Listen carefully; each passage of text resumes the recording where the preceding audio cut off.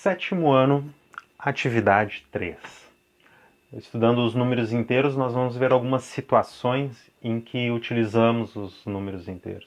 Essa primeira situação aqui fala de previsão do tempo, onde nós utilizamos os números inteiros.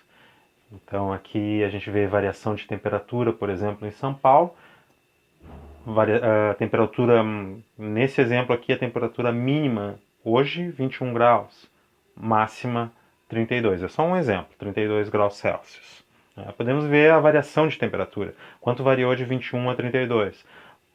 Podemos pegar a temperatura máxima e subtrair da temperatura mínima, 32 menos 21, 11 graus Celsius de variação. Ou contar de 21 até 32, 21 mais 11, 32. Supondo uma variação de temperatura para amanhã em São Paulo, da temperatura mínima 20 graus Celsius a 29 graus Celsius na máxima, uma variação de 9 graus. O conjunto dos números inteiros é formado pelos números negativos, o zero e os positivos. Para representar os números inteiros, quando os números são positivos é opcional o sinal de mais. No caso aqui, ó, eu poderia ter colocado mais aqui, mais. São todos os valores positivos. Mas nesse exemplo que nós vamos ver embaixo aqui da temperatura em Boston, hoje e amanhã, a gente percebe algumas temperaturas negativas. O sinal de menos ele é obrigatório para indicar um valor negativo, então. E o zero, ele não é nem positivo nem negativo, ele é chamado de neutro.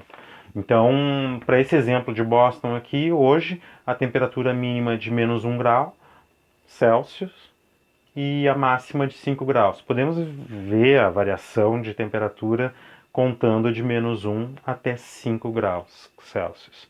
Então, do menos 1 até o 0 graus Celsius dá 1 grau de temperatura e do 0 até o 5, 5 graus. Ao todo aqui, a variação de temperatura é de 6 graus. Supondo aqui em Boston amanhã, então a temperatura mínima de menos 6 graus Celsius e a máxima de 2 graus Celsius. Mais uma vez indicamos aqui a temperatura negativa, 6 graus abaixo de zero.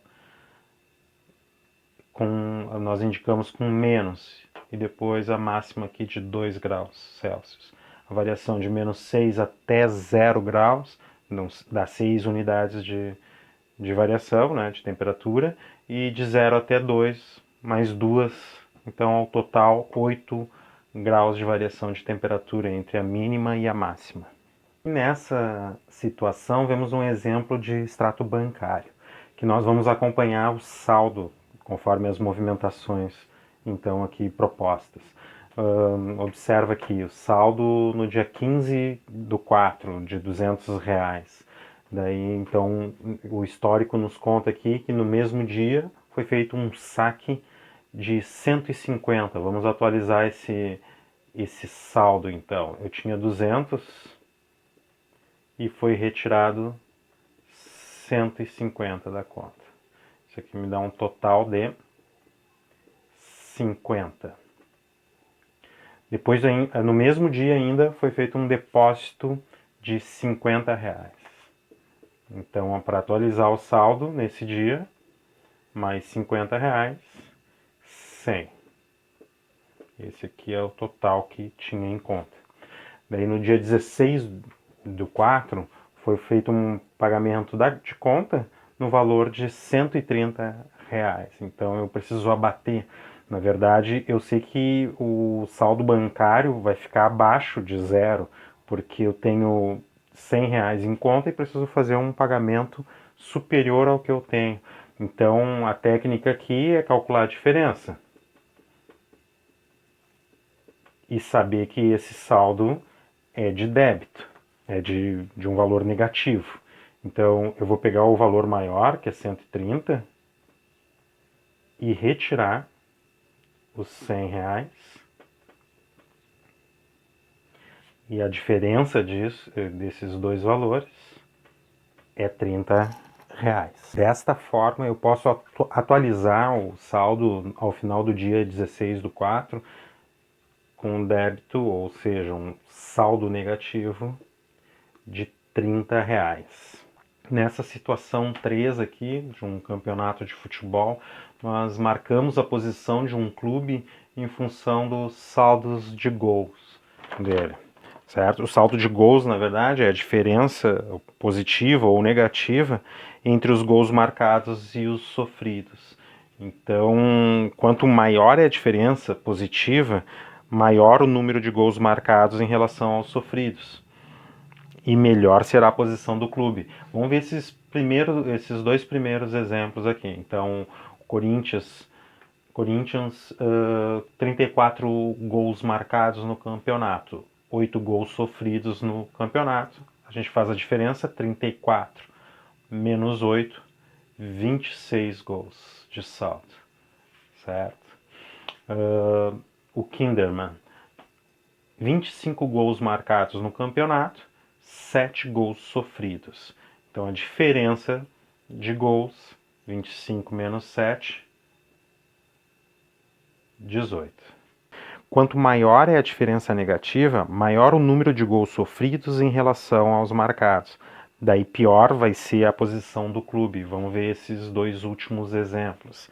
O São Francisco, por exemplo, 11 gols marcados no campeonato e 28 gols sofridos.